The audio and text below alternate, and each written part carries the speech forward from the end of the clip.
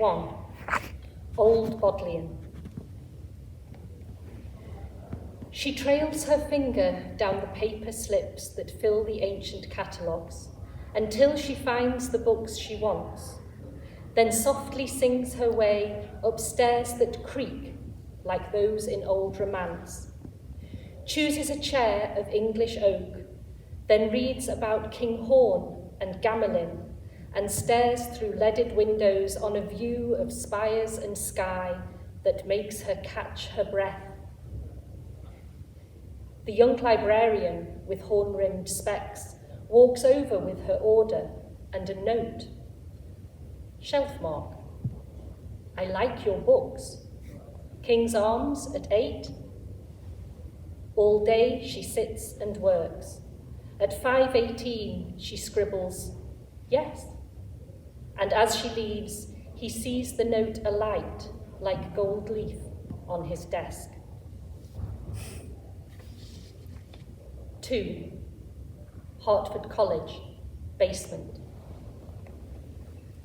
No one in here tonight, she whispers in the reference section. Talk clever to me. Giacomo Casanova was a useless librarian. She laughs, I smile, we peel our jackets off. I kiss the dark below her ear. Your turn. If you put Saturn in water, it would float. Her hands draw circles in my hair. My mouth goes to her top and tooths each button free. Some historians regard the period 1914 to 1945 as a 20th century 30 years war. She pulls my shirt aside, traces the square black script on my left shoulder. Silence, please. Sunspot activity may be the primary reason for the exquisite sound of Stradivarius violins. The room is chill. Her breath is warm across my neck. Her hair is black and smells of ink.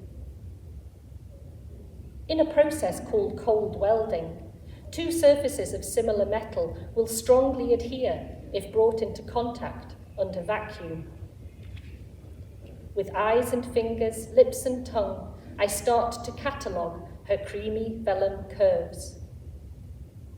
For Elias, society is like a group of dancers. Each individual's gestures and movements are synchronized, meshed with those of the others. She reaches up behind her head and grips the grey steel shelf. Law journals, X to Z.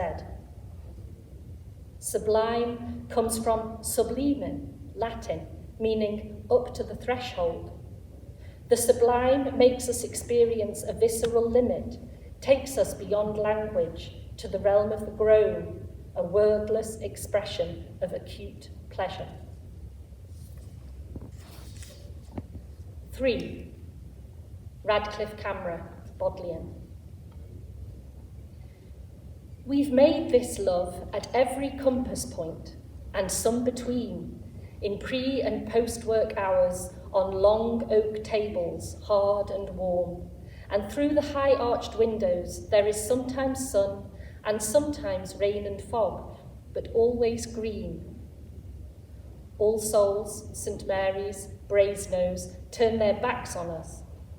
At sunset, their stones are smiling red, on winter mornings, blue with disapproval. I've spent so many hours in here. There's now a space inside my head, this shape, this height, this light, where walls of books make open rooms.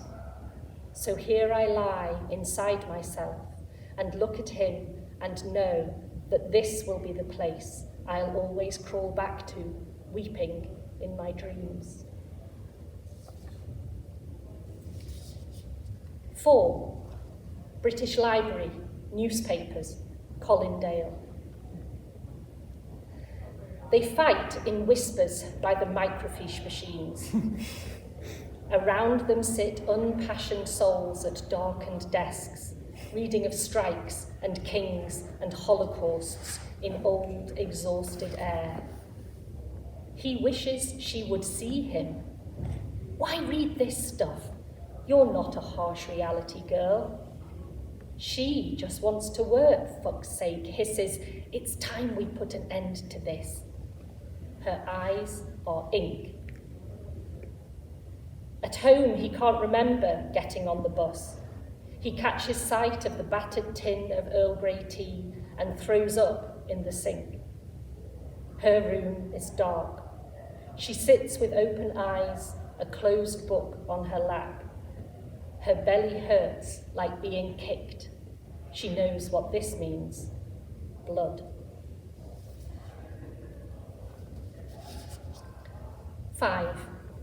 British Library, St Pancras. They wear white gloves and speak in cotton tones. He can't believe it was his job today to bring the manuscript. Can't believe he gets to share with her an awe of this rare thing, its quiet vellum leaves, its square black script, its breathing pigments. Red from dragon blood, bright grassy green from verdigris, and blue from azurite, that gold leaf like the sun. He finds he can exhale and then draw breath. She feels her wooden chair is like a bed. It might be her or him who looks into a bookish face, once loved, still young, and speaks.